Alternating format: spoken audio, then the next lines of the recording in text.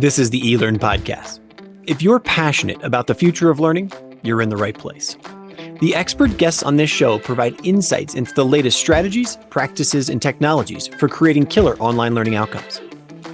My name's Ladek, and I'm your host from OpenLMS. The eLearning Podcast is sponsored by the eLearn Success Series, a uniquely valuable set of events that bring together sector experts and thought leaders to offer solutions to the most critical challenges and issues at the intersection of education and technology. Get your free ticket to all 4 sessions at elearnsuccessseries.com. And OpenLMS, a company that provides world-class LMS solutions that empower organizations to meet education and workplace learning needs. Learn more by visiting openlms.net. Hello, everyone. My name is Ladek, and my guest for today is Dr. Pooja Agarwal, an assistant professor at the Berklee College of Music, an expert in cognitive science, and an author of the book Powerful Teaching, as well as the website retrievalpractice.org. In this very practical conversation, Dr. Agarwal and I talk about how she has created a foundation to think about education as a process of getting learning out rather than into the heads of learners. We also talk about the 4 power tools for learning that she details in her book, which include retrieval practice, spacing, interleaving, and feedback-driven metacognition. We also talk about why easy learning is also easy forgetting. In other words, why cramming never really works, and why retrieval is absolutely critical for long-term learning, and how to ensure that retrieval practice also results in synthesis of learning. And finally, we end our conversation with why you should always ask learners what they remember, rather than reminding them what you've already covered in your class.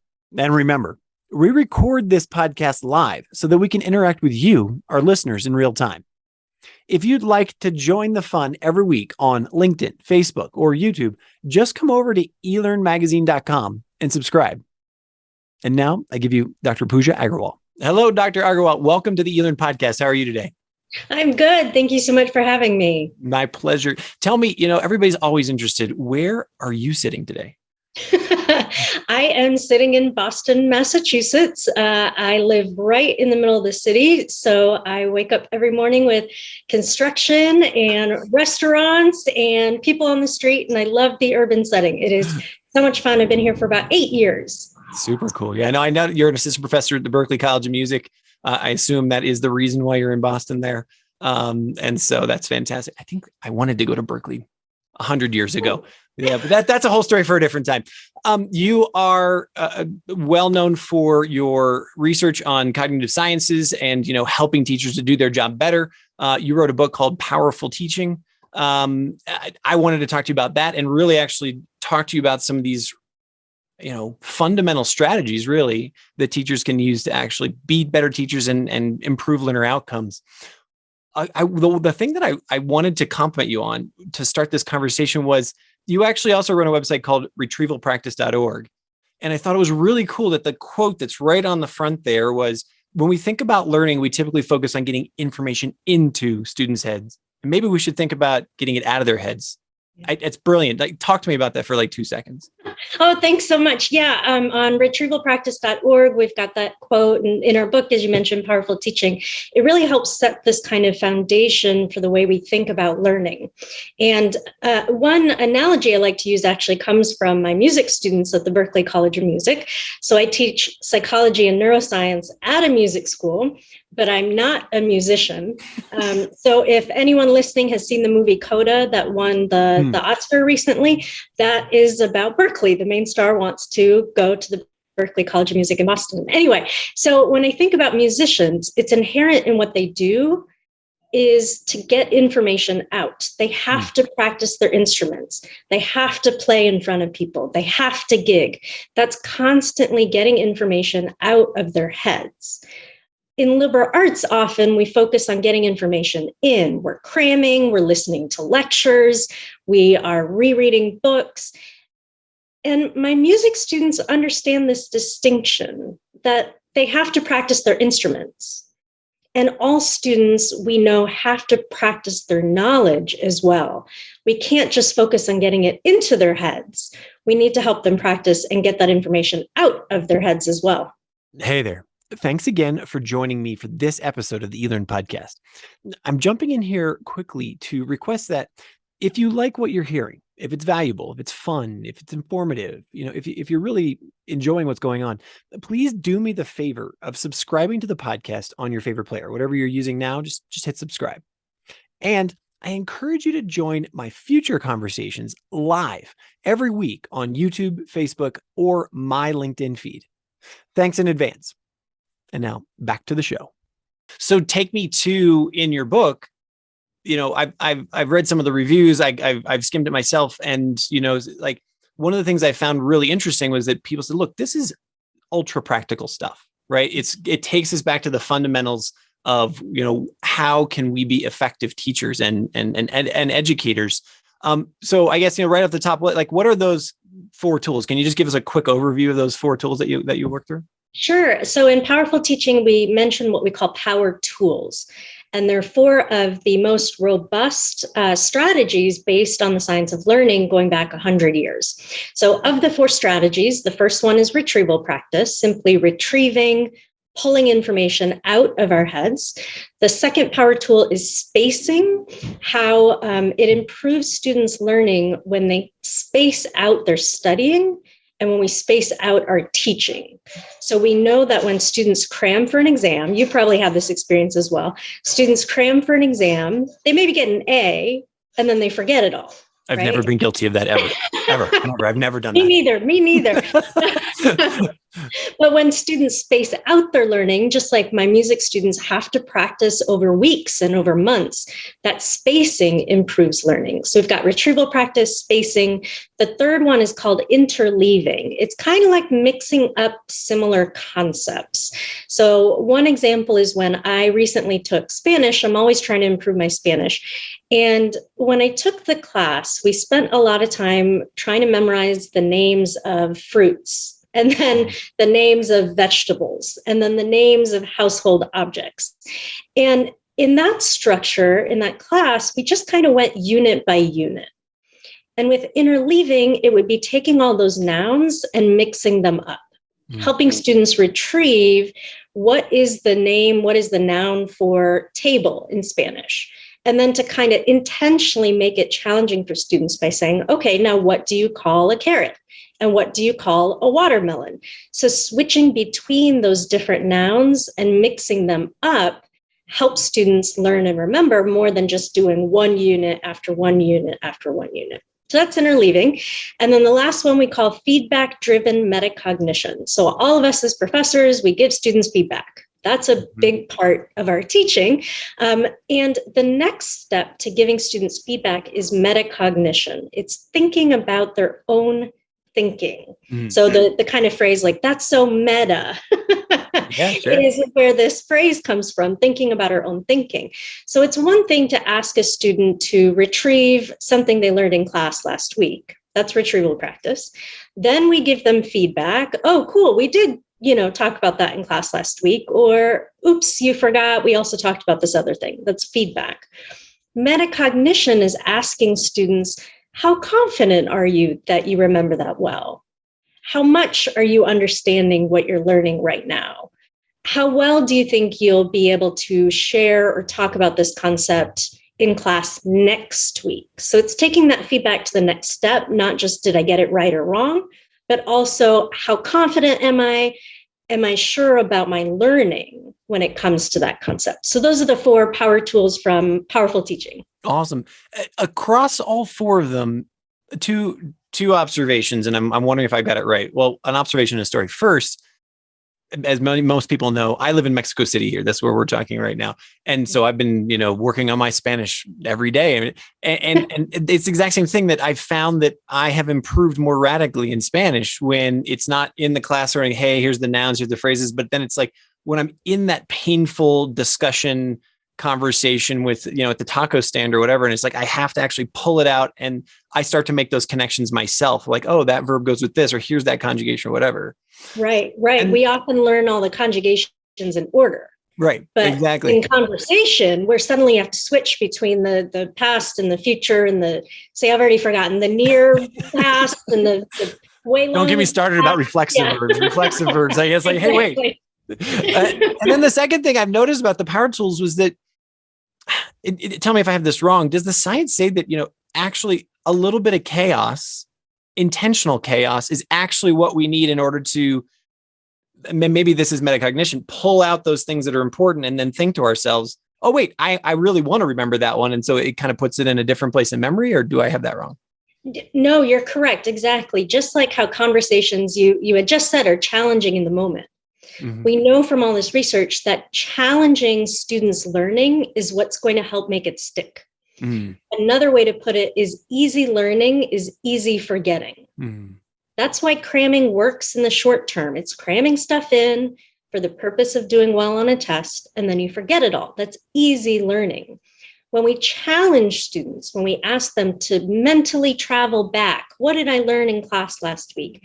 That added struggle we also call a desirable difficulty is what helps boost learning. So sometimes another way I put it is that one of the first stages of learning we call encoding.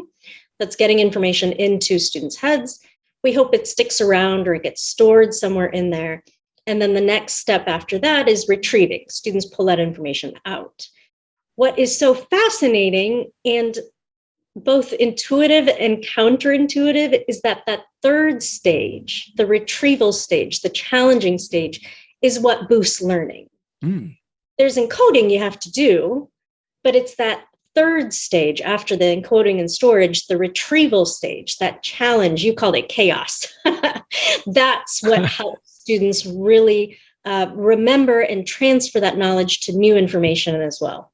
So going down that new information path, and I hope this isn't too much of a curveball, but where does that then take us to synthesis? Because I'm thinking of, if we're all professors here, I mean, that's the majority of people listening right now. We're talking about more complex topics. This isn't multiplication tables and, rudimentary math or those kinds of things. This is, let's bring these concepts together to talk about a social situation in complexity, or let's talk about the body as a whole and holistic health, those kinds of things. Where do we go for where does that take us with synthesis? That is such an important question, because I can completely understand how this retrieval all sounds like memorization, or we've talked about Spanish vocabulary. There's been a lot more research on retrieval practice in authentic classrooms. So my colleagues and I looked at more than 50 experiments in authentic classrooms, ranging from K-12 to college to higher ed. And one example that multiple experiments showed is that retrieval practice helps medical students diagnose neurology disorders. It helps medical students perform CPR. It helps college students transfer their knowledge, let's say, from understanding how bat wings work, wings on bats, literally, to transferring that to understanding the wings on an airplane and why that causes lift. So we know from this research, especially early research was done with very basic vocabulary, but now we have a richer understanding that practicing knowledge helps students do CPR. I think that makes sense, right? Yeah. Mm-hmm. I've also done a lot of research looking at Bloom's taxonomy. I assume most listeners have heard of that, are familiar with it, right? And oftentimes Bloom's taxonomy, we're told that we have to start at the bottom of the little triangle or pyramid, which was never actually in the original article, by the way. In 1956, there is no triangle. But we're told, as we're getting trained or as we're teaching, to start at the bottom, the knowledge, memory bottom, and move our way up to that synthesis, that analysis, that transfer. And research I've done kind of takes that triangle and flips it over. So with retrieval practice, we can ask students to immediately start transferring information. So with my college students, you just learned about this nerdy concept called the serial position effect. How does that apply in music when you're learning new sheet music? And that's immediate transfer. I'm not asking them to memorize the definition of that concept. I'm not asking them questions where it is completely out of left field. You said curveball. We can immediately trust and challenge students with those transfer questions. So retrieval practice does help basic memorization, but simply practicing our knowledge helps us understand all kinds of complex information as well. Super cool. I know your time is short here. I want to kind of give you the stage here in asking you, like, what are maybe one or two practical ways that as a teacher that I can put this into my class, or, I can walk away from this conversation we're having right now, obviously go buy your book, and then, and like use it, like, and you gave us one example there, flipping Bloom's taxonomy, which incidentally, I think it's just named Bloom's. Like there was like 15 different people who worked on it. But anyway, what could we do in the classroom, whether it's K through 12, whether it's corporate learning, whatever, to make this a reality? One of the simplest is the example we've already talked about, is simply asking students, what did they learn yesterday? What did they learn last week? What did they learn from a previous unit on, in my class, childhood development? Which is different from us just simply saying, all right, class, here's what we covered last week. Or imagine in corporate learning, so often, even sitting in meetings, we start meetings by saying, all right, here's what we covered in the last meeting, here are the minutes, and now we'll get into what we have to talk about today.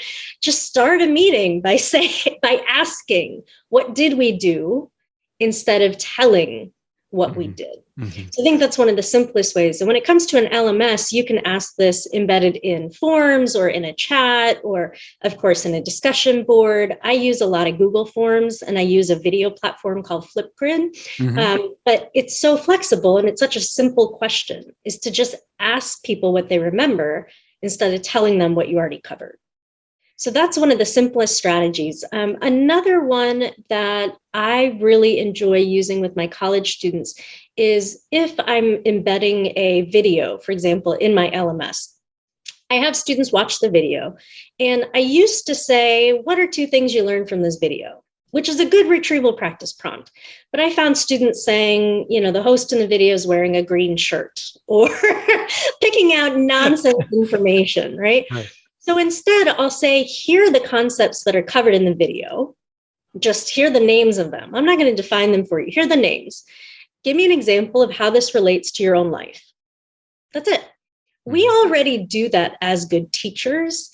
It's the intention behind making sure students are taking a concept and applying it without just spoon feeding the definition for them.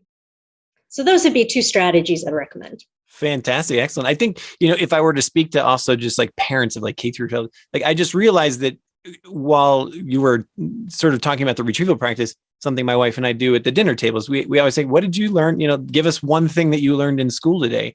It just sounds like that's a good retrieval practice for younger people to just bring it back to the table, bring it back into front of mind so that, that would help. That's kind of cool.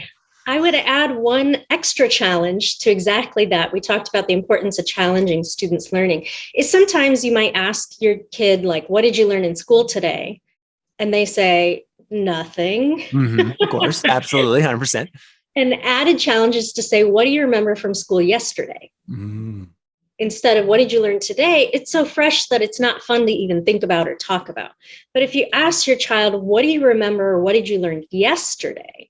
Now you're incorporating retrieval practice and spacing. Students have had a little time to forget. And now there's like this, oh crap, what did I learn in school yesterday? Yeah. And a lot of kids, when I ask them this question, you'll see them light up because they enjoy this challenge of having to think back. It's the same struggle I get when I try to remember what I did last weekend, that I honestly have to look at my calendar. It takes me a while to engage in that mental struggle. So think about asking your child, instead of what you learned in school today, is to add a boost, add a challenge by saying, what did you learn yesterday? Super cool. I'm glad that I snuck in a third practical. Thank you so much for your time today, Dr. Agarwal. I really, really appreciate it. And I wish you all the best. And looking forward to the next book. Great. Thank you so much. It was a pleasure. Thanks again for joining me for the eLearn podcast. Make sure you never miss an episode by subscribing wherever you listen to podcasts. Just push subscribe on your player right now. And remember, you can join the conversation live on YouTube, Facebook, and my LinkedIn feed every week. I hope to see you there. Thanks.